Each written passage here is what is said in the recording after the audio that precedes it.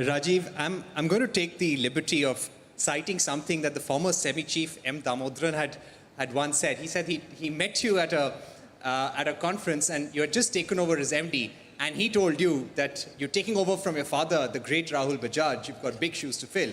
And ladies and gentlemen, Rajiv Bajaj said, my shoe size is bigger than my father's. Is that true, Rajiv? See, my father was well known for being very outspoken, you know. And sometimes this used to boomerang on me because he used to annoy people who used to then vent on me. So I think God felt bad about this, and he made my foot size bigger than my father's so that I cannot put my foot in my mouth and talk like he used to talk. You know, so that is why my foot size is bigger than my father's. Okay. What advice, Rajiv, would you give a leader of tomorrow, possibly your son? See, I'll share with you some thoughts of the polymath Vaclav Smil, because they resonate deeply with me, and since so many people are on their phones, they're obviously not enjoying our session. So if I say something clever now, they will look up from their phones and listen to us. So these are 5 things that Vaclav Smil said, which I tell my people, and maybe through this, my son is also going to listen to it, because otherwise sons don't easily listen to what fathers have to say.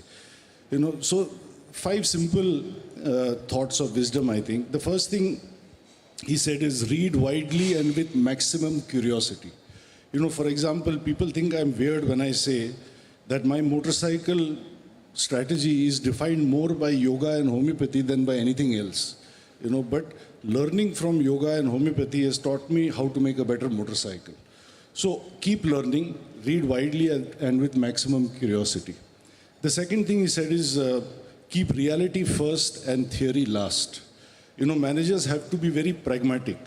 नहीं तो हम लोग के meeting में तो क्या खाली ऊपर ऊपर की बातें होती है, तो यू हैव टू धरती पे आओ थोड़ा, you know. So be very practical, be very pragmatic, keep reality first and theory last. The third thing he said is leave money and status out of it.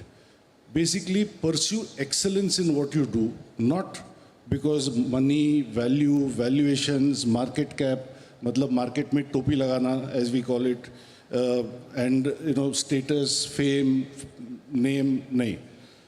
Chase excellence, money and fame will chase you. The fourth thing he said is manage your identity. Know who you are and stand there. You know, I won't take his name, but you know the famous story of the businessman who said to himself that because I make good beer, which gives people a high, I can also give them a high by starting an airline. And then you know what happened. So manage your identity. Apni औकात में रहो, अपने पतलून में रहो, as we say. So that's the fourth thing he said, which means focus, keep your focus. And finally, very important, I think, have skin in the game, which means commitment. I mean, if we say today that we are committed to the future, it's because we have skin in the game. We just put out in July the world's first CNG motorcycle. Nobody's done it before, with fantastic benefits in terms of pollution, congestion, running costs for the Aam Aadmi. And we are investing heavily behind our electric scooters and 3-wheelers. So, you know, these are the kind of values I would like to believe that all of us at Bajaj, and hopefully my son too one day, will imbibe and exhibit. Right. You've spoken about building value, something that lasts, something that is pragmatic, and dharti pe raho. That is something very important, an advice that we need to give to startups possibly and leaders of tomorrow. Rishad, as one of the leading software and IT companies in the world, you must be meeting a lot of startups every day. So when somebody gives you a pitch saying that we'll achieve unicorn status in 5 months, or we have a valuation of, say, $5 billion, $6 billion, how do you see those statements? Look, that's the first red sign in my view, Parikshit. I mean, you know, you've got to focus, as I love what Rajiv said, and you've got to focus ultimately on building businesses that sustain, and then ultimately value will come. You cannot start your journey saying, I want to build a value of X, Y, and Z. That's, you know, very turning off. And so that's a first red sign that pops up when people talk about valuation as opposed to building valuable businesses. And I think, frankly, I know there's some venture people in the room. I just find that we've overhyped in our country this whole focus on unicornism. Right? We celebrate that too much, and there are thousands and thousands of other companies that don't make it but serve a need and are successful, but they don't make unicorn valuation, and it doesn't make them non-successful companies. Rajiv, today, the automobile industry, and same for Wipro, the IT industry is going through a lot of disruptions. AI is the biggest disruption, and in EVs, the technology is a major issue. Nobody knows where we will finally go. You've often said that this is a moment of reckoning for the automobile industry. The battle is between the established mainstream auto players and how they embrace the new technology, and the startups, or upstarts, as you call them. So who's winning, and what's going to define who wins this battle? And who lasts for the next 75 years? So there are three terminologies here. There is startup, then there is a word which I like to call most of them, which is upstart, and then us, the winners or the champions, right? So I must explain what is the difference in my mind between a startup and an upstart. In my mind, startups are those who have a build strategy. They build technology, they build brands, they build products, they build consumer experiences, they build employee satisfaction, they build a strong top line, but they also build a strong bottom line. Upstarts are those who don't have a build strategy. They have a burn strategy. They burn technology, i.e. their batteries. They burn brands by reducing price every month. They burn products in their factory, in the truck, at the dealership, on the road. They burn employee relationships with 50% attrition. They burn consumer relationship with poor service. This is burn strategy. So this is upstart versus startup. Now, as far as startups and champions are concerned, they are the same actually. The only difference between a company like Wipro and Bajaj or a so-called startup is that we are startups with a story, because we've been around for long enough to have built a story. I just told you a little bit about my story. Rishad just told you a little bit about Wipro's story. So a legacy company, I mean, they try to imply that legacy means old, you know. And the point is... Sounds very good, does it, Rishad? No, but there are some startups which are also not born yesterday. They are 5, 10, 15, 20 years old themselves.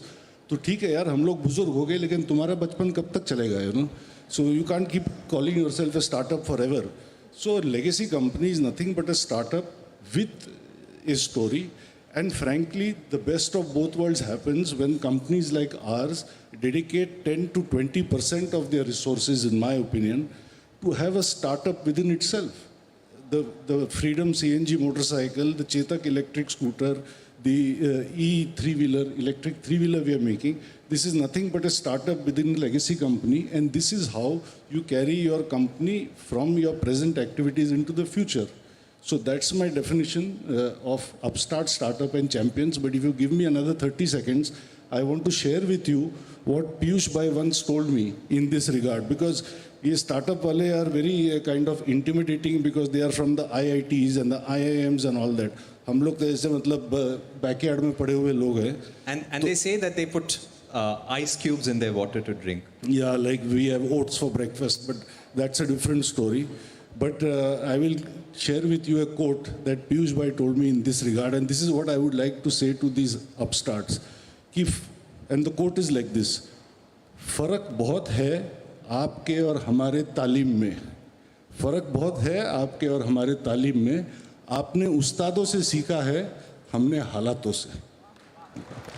Big round of applause, ladies and gentlemen, both Rishad and Rajiv. I'll take my final set of questions. It's been a very interesting conversation over the last half an hour or so. Rishad, what I would like to understand from you, today when AI is disrupting the world like never before, in 10 years, 15 years, where do you want to see Wipro as a company? If you're setting a benchmark, what is that one vision you go to office every day? Yeah, it's in the world where technology is changing as disruptively as it is, it's very difficult to sort of focus on where you want to be as a company specifically in terms of what you want to focus on. But if you ask me, the one thing that the journey we are on is, right, how do we go from being a good company to a great company? right? And what does a great company look like? A great company consistently wins. A great company has the agility of a startup, is able to constantly reinvent itself. A great company is able to attract the best people, keep the best people, and sort of be relevant to customers in the long term, right? And be a port of call for customers. So that's the journey we're on. And if you ask me, the one thing that I spend most of my time on, somebody said this to me, and I really believe this, which is, leaders are not in charge of things, they're in charge of people who are in charge of things. And so the one thing I spend most of my time is, how do you get the best people working for the organization? How do you get people who are infinitely better than you, who know they're better than you know they're better than them, they should have your job. Keep them in the organization. And how do you get the next level and the next level and the next level of the organization to attract those kinds of people? And it's actually very hard, because all of us are human, all of us are threatened, all of us are insecure at times. But that's the big journey. How do you get the best people that allows you to get to the kind of organization that you want to be in 10 to 15 years? And the second thing I would say is deep prioritization, deep, unrelenting focus. Right? It's very easy for organizations to derail, and how do you stay completely focused? Right. Rajiv, we have to end, but very briefly, you've once said, and that became viral, that champions eat oats for breakfast. What more do champions need to do in order to win in the future and continue winning? Well, again, it comes back to being agile, to adapting to the future, and doing it in a certain way. Again, to explain myself, I will use my experience from yoga. Guruji Iyengar once told me, the purpose of yoga is not the asana. The purpose of yoga is to use the asana to know yourself. So once you're on the mat, and when you start bending and twisting and stretching, you discover yourself.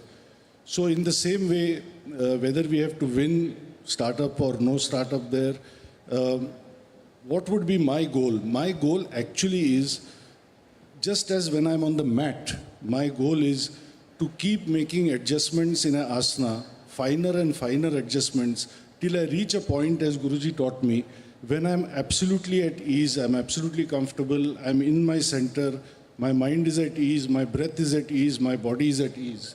There is nothing left to be done. I can share this with you.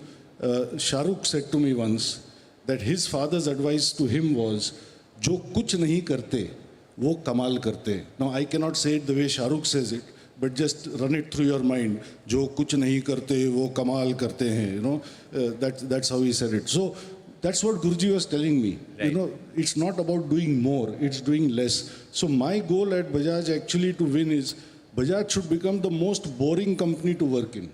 Okay. Whether you're working in R&D, operations, supply chain, marketing, there is no need for so much activity and noise and strife on a daily basis. Okay. It should be a very calm, a very peaceful, a very simple, a almost boring place to work. All right. Because जो कुछ नहीं करते वो कमाल करते। Kamal karte hai. All right. On that note, ladies and gentlemen, we'll end. A big round of applause for Rishad and Rajiv for giving us their playbook for the future. Definitely a masterclass. Thank you very much in the audience for tuning in, and stay tuned for the next session.